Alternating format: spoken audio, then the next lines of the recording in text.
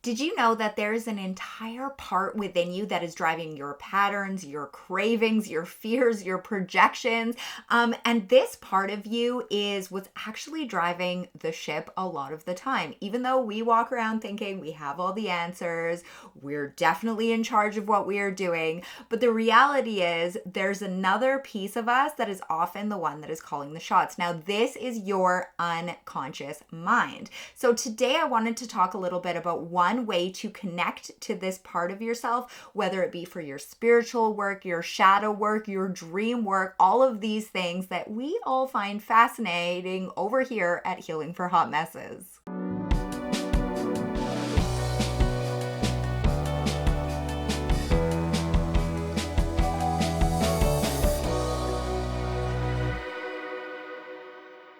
So today we are going to be talking all about active imagination. So popularized by Carl Jung, active imagination is a process of opening a dialogue intentionally between your conscious sort of ego mind and these unconscious bits, parts, or aspects of yourself. So you can kind of think of this like dream work, but it goes a little bit beyond dream work because it happens while you are awake with your eyes open. You can use it to channel intuitive creativity. You can use it to actually work with your dreams, but you can also use it to figure out deeper bits of information about yourself and the things that are going on within you. Now, what is active imagination? Now, if you aren't familiar with the work of Jung, if you aren't familiar with depth psychology, active imagination is this symbolic dialogue that we can get in. Rather than sort of analyzing things from the outside, we kind of take the space, create sort of a container or an experience to be able to actively dialogue with this part of ourselves. So instead of us sort of going to it with logic and trying to kind of interpret or analyze what is happening there, what we do is we kind of create a situation where we open the channels of communication so we can let it speak to us.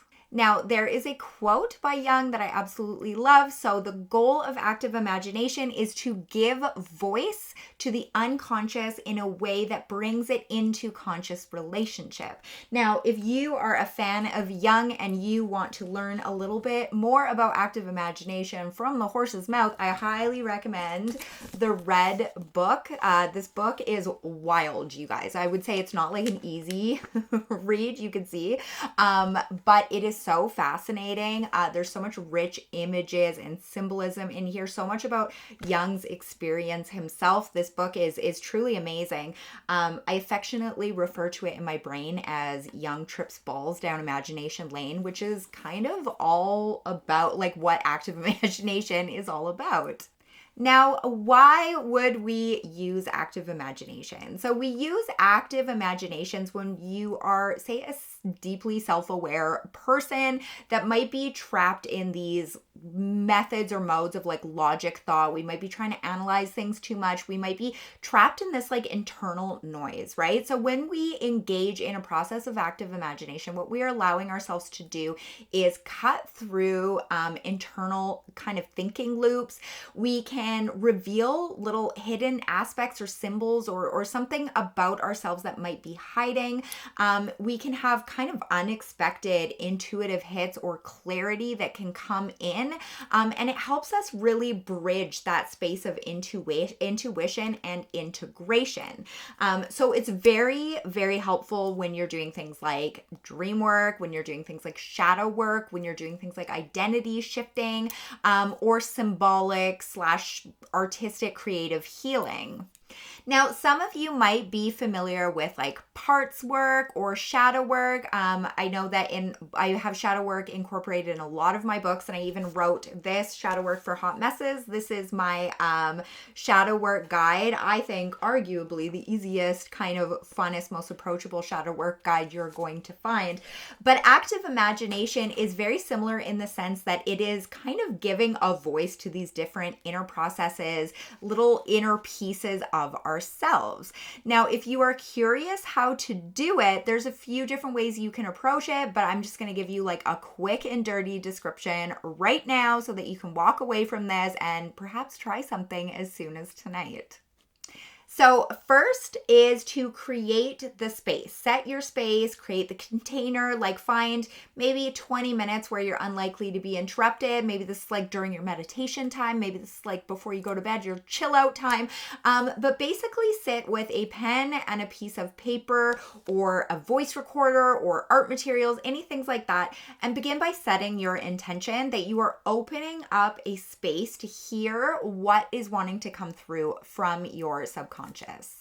Now, secondly, you find an induction or an entry point. So one thing that I really like to do is to use dreams. So if there's a dream image you remember, you can go beyond that and go to a recurring emotional pattern or like trying to speak to an element of your inside that you've clearly identified. So for example, a specific shadow, maybe your emotional critic, maybe your inner child, something like that, like trying to get an entry point of what it is you're trying to connect with. Now, I used the example before of dreams. Now, if we approach the topic of dreams thinking that every single person, every single thing that we encounter in our dreams is an element or aspect of ourselves, that can be a really great way to choose an entry point for active imagination. So there's one dream that I had recently where there was this like shadow figure. I was sitting at like a vanity table or something, and there's a shadow figure that came in